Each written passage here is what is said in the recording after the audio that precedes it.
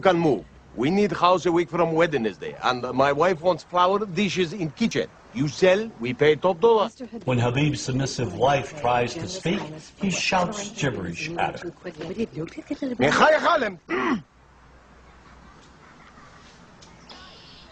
And then he offers Martin a $15,000 cash bonus to move out in 10 days. Making real estate history here. When Martin tells Mr. Habib that he doesn't want to sell the house after all, he finds Habib's wrecking crew there, ready to demolish his beautiful home.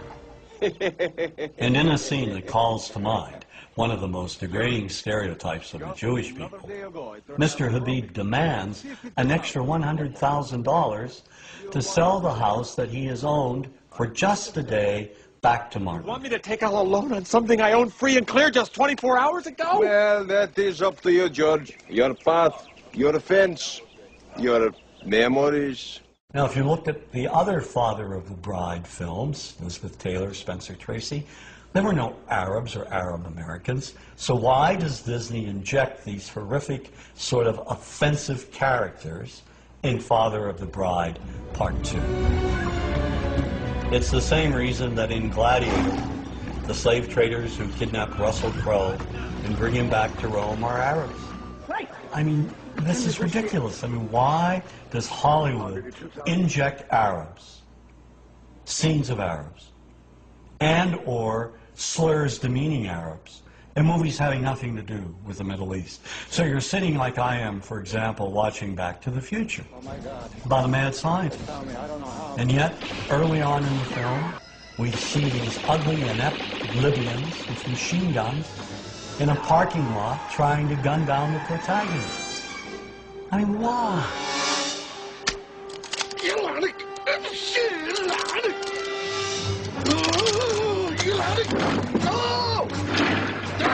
This movie wasn't about the future. It was the same old stereotyping from the past. And the same goes for Hollywood's view of Arab women. The Arab woman today is bright, intelligent. She's someone who is exceeding in all professions. And yet this reality still is being denied us on silver screens. The highly sexualized belly dancer has been with us from the beginning of Hollywood's history, inspired by early images of the Orient as the place of exoticism, intrigue, and passion. But in recent years, this image has dramatically changed. The Arab woman is now projected as a bomber, a terrorist. Added to this image is what I call bundles in black. Veiled women in the background, in the shadows, submissive.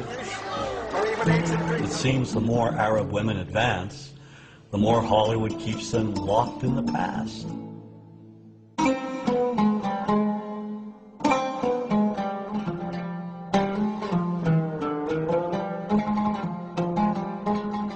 Politics and Hollywood's images are linked.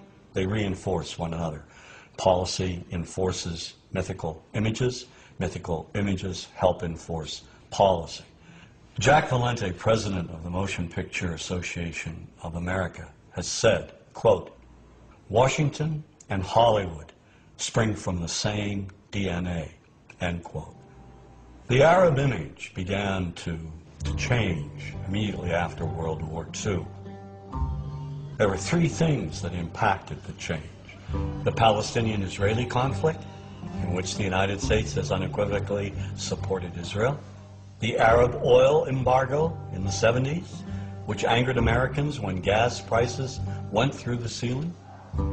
And the Iranian Revolution, which increased Arab-American tensions when Iranian students took American diplomats hostage for more than a year.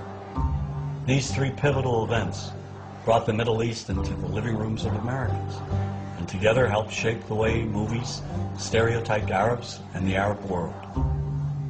One of the primary changes, the image of the sheikh. In movies such as Rollover, he's out to take over the world with his money, or he's up to no good trying to buy chunks of America. Mrs. Winters, I think I should tell you there are those in the family who do not think we should be making this offer at all. I assume if you could have found venture capital of this sort for a company like Winterchem in America, you would not be coming all the way to Arabia looking for it. You see the oily sheik in Spielberg's Indiana Jones and The Last Crusade. You see the money-grubbing sheik who's out to commit all kinds of terrorism and launch a missile in earnest in the army. Gentlemen, behold my special club, the Pluton missile. With it, I will bring the infidels to their knees and be leader in the Arab world. One of the myths in the 70s was that the Arabs are coming over, buying up chunks of America. And of course, this was reflected in the cinema. The Arabs have taken billions of dollars out of this country, and now they must put it back. One of my favorite movies of all time, racist though it may be, is Network, about commercial television. Ladies and gentlemen, let's hear it. How do you feel?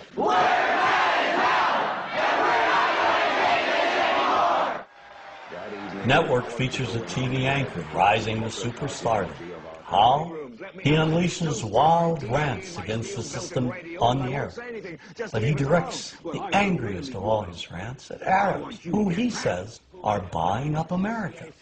They're buying it for the Saudi Arabian Investment Corporation. They're buying it for the Arabs. The anchor, Howard Beale, calls on the American people to rise up and stop the Arab buyout of his TV network. Listen to me, goddammit. The Arabs are simply buying us. There's only one thing that can stop them. You. The rage of Americans in response became one of the most famous scenes in movie history. I want you to get up out of your chairs. I want you to get up right now and write a telegram to President Ford saying, I'm as mad as hell and I'm not going to take this anymore.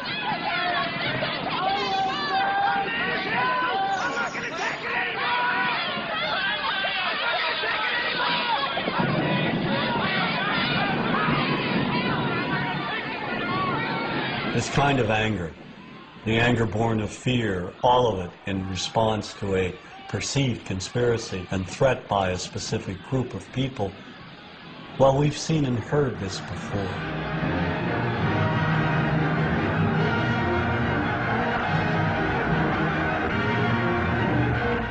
If we look at the anti-Semitic propaganda of the Nazis, at its core is an identical type of economic threat. This economic myth even made its way into children's books. Sadly, the popular image of Jews in Nazi propaganda resembles the popular image of Arabs in some of our most beloved Hollywood movies. The only difference being that the Arab usually wears a robe and headdress.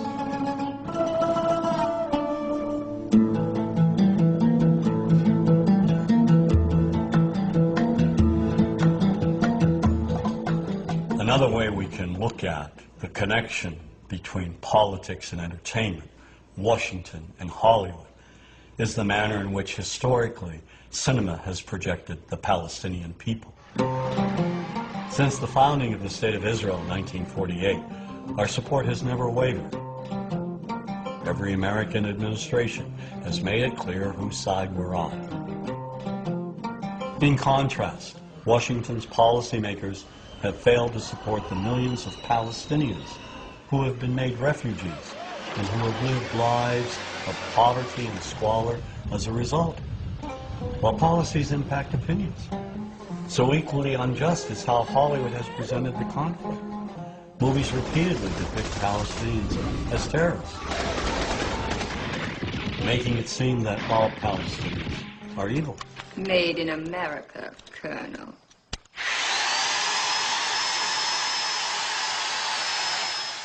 Now that image has been perpetuated by Hollywood films, beginning with the film Exodus. It dealt with the very early conflict. Here, Palestinians are either invisible or they're linked with Nazis, perpetrators of horrific acts. The 1966 movie Cast the Giant Shadow is another early film presenting Israelis as innocent victims of Palestinian violence. Kirk Douglas is an American military specialist, and he goes to assist the Israelis. Some of the dialogue in this film reads like it came straight from the public relations department of the Israeli government. Now, here's a country surrounded by 5 Arab nations ready to shove them into the Mediterranean. No guns, no tanks, no friends, nothing. People fighting with their bare hands for a little piece of desert. The Palestinians in this movie are the lowest of the low. We see them solely as vicious gunmen, wide-eyed maniacs. They will kill anyone, anywhere, anytime, for any reason. There's one brutal image in particular of a burnt-out bus with a dead Jewish woman tied to its side.